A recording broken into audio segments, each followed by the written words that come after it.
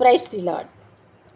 Napoleon చక్రవర్తి రష్యాపై దండయాత్ర చేసినప్పుడు ఇతను పొరపాటున అంగరక్షకులకు దూరమైపోతాడు.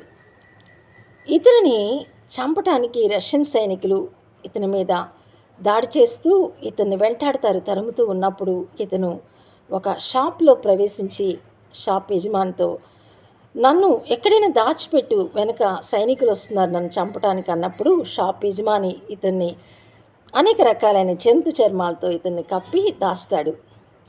వెంటనే రష్యా సైనికులు షాప్లోనికి ప్రవేశించి, ఆ దుర్మార్గుడు ఎక్కడ దాచిపెట్టావు చూపెట్టు, ఇక్కడ ప్రవేశించడం మేము చూసాము అని అన్నప్పుడు, నేను ఇక్కడ దాయలేదు మీరు చూసుకోండి అన్నప్పుడు ప్రతి వస్తువును ప్రతి స్థలమును వారు జాగ్రత్తగా వెతికారు.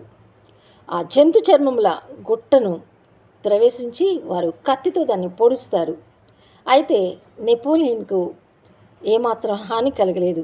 అనేక రకాలైన జంతు చర్మాలు అతనిపై కప్పి ఉండబడటాన్ని బట్టి అతను రక్షించబడ్డాడు.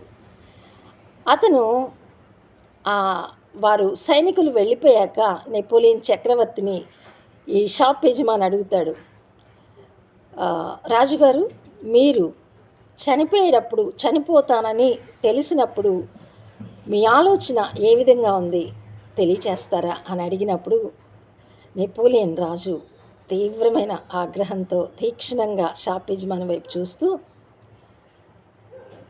వీడిని కట్టివేయండి, వీడిని షూట్ చేయండి అని తన సైనికులతో చెప్పి,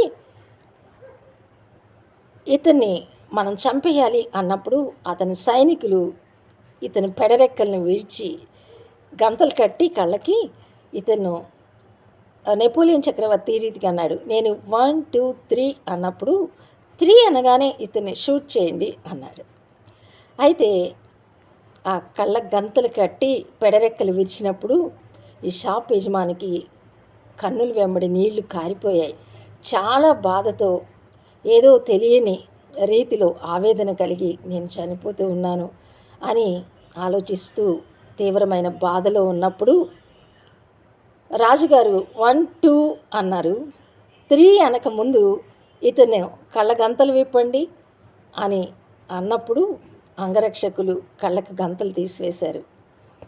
అయితే నెపోలియన్ చక్రవర్తి అన్నాడు, నన్ను రక్షించిన వారిని చంపేంత దుర్మార్గుడిని కాదు.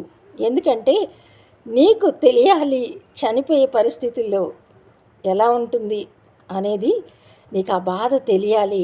నేను మాటలతో చెప్పే బదులు నీకు అది అనుభవంలో చూపిద్దామని చెప్పేసి ఈ రీతిగా నేను చేశాను అన్నప్పుడు ఆ షాప్ యజమాని ఎంతో సంతోషించాడు కదండి.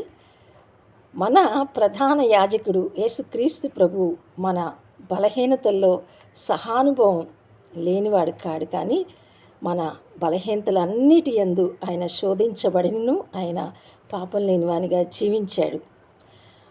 మనం నానా రకాలైన ఇబ్బందుల్లో, సమస్యల్లో, అపాయాల్లో కలిగి ఉన్నప్పుడు దేవుడు మనల్ని రక్షించడానికి, మనకు సదా సహాయం చేయడానికి ఎల్లప్పుడూ మనకు తోడుగా ఉంటాడు. God bless you.